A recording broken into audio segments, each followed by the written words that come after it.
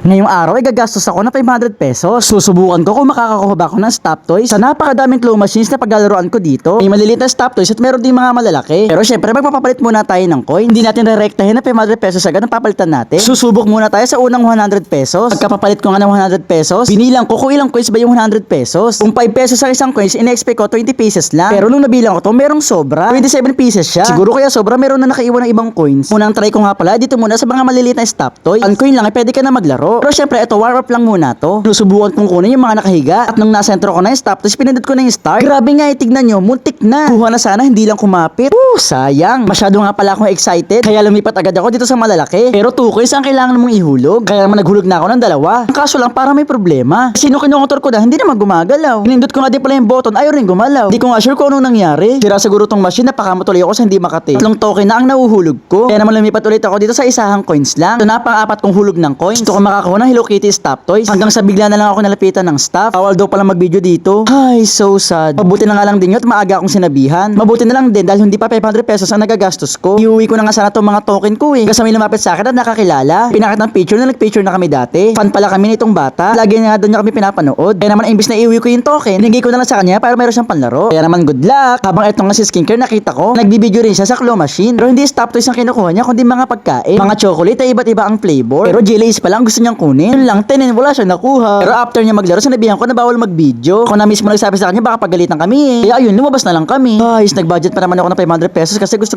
makakuha ng stop toys. Pero para pampalubag loob, nagpunta nga pala kami dito sa Miniso. Kasi dito nga pala, sobrang dami ring stop toys. Ay, naku, sabihin niyo na akong parang bata. Hayaan niyo na ako dahil naghihil lang ako ng inner child ko. Ito nga, sobrang cute eh. Marami pa nga palang pagpipilian dito kaya naglibot-libot pa ako. Pero dahil nga nagastos ko na yung 100, 400 pesos na lang ang budget ko. Ay, medyo kinulang pa ako. Sobrang cute pa naman ng mga oink-oink na stop toys na to. Kakagigil. Hanggang sa nakakita ko ng sobrang lambot. Grabe, ano kaya nasa loob nito? Bakit napakalambot niya? Hindi ko na nga napigilan ang sarili ko, kinuha ko na at pinisil-pisil ko. Sobrang sarap niyang hawakan at napakasarap pa niyang yakapin. Pero tingin ko mas bagay ito sa tito ko na si Buy-Ubo kasi Pwede sa iyo yan. Bakit? Wala kang kayakap eh. Ganun. Pwede nga, nga. Oo, pwede yun. Pwede mo, pwede sa akin. Sigalim niya, hinawakan niyo.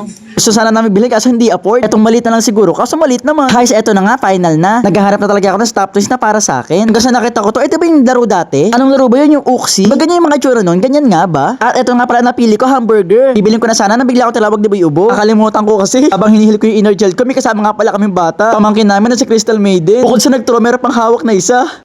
Pili ka na gusto mo. Ito o ayan. Ayan na lang.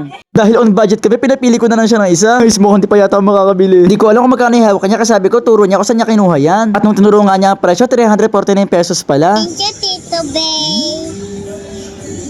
Guys, ano pa nga ba? Eh, di naghatid kami ng tito ko na si Buy-Ubo. 200 na akin, 150 kanya. Di ako yung hindi nakabili. Guys, pero hindi okay lang yun. Saya naman ako dahil napasaya ko ang pamangkin ko. Alam ko rin naman ang mga bata ang nanonood sa akin. Kaya sana napapasaya ko kayo. Uwi na nga sana kami. Meron kaming nadaanan na nagpi-pre-taste. Nakita nga namin ang daming nabili dito. Tikim nga sana ko kaso nahiya ako eh. Ito pala yan sa Pens and Paengs Kakanin. Nung 3 na nga pala kami, hindi na kami nahiya mag-pre-taste. Susubukan din namin tikman kung bakit ang daming nabili sa kanya. Bago pa namin tikman to, meron nang bumili sa kanya eh. Nakalimutan ko kung ano ba itong una namin tinikman pero hindi siya sinukmani. Hanggang sa meron pa nilabas sa atin isa pang pa-pre-taste. Pero sure ako sa pinsapin ang tawag dito. Nakatikim na ako neto, alam ko na ang lasa neto at alam ko rin ang texture neto. Pero hindi sa pagiging OA at exaggerated. Hindi ako masyadong milig sa ganitong pagkain pero grabe. Totoo, masarap siya kaya nga napaisa pa ako eh. Ano kaya secret ingredients nila dito? Bakit ang sarap? Kaya ayun ang ending, napabili din kami. Hindi seryoso masarap talaga, hindi OA ha. Hindi kami bumili dahil napahiya kami dahil kumain kami ng free taste. Kundi masarap talaga. O siya, yun lang. Thanks for watching. Bye bye! Yeah!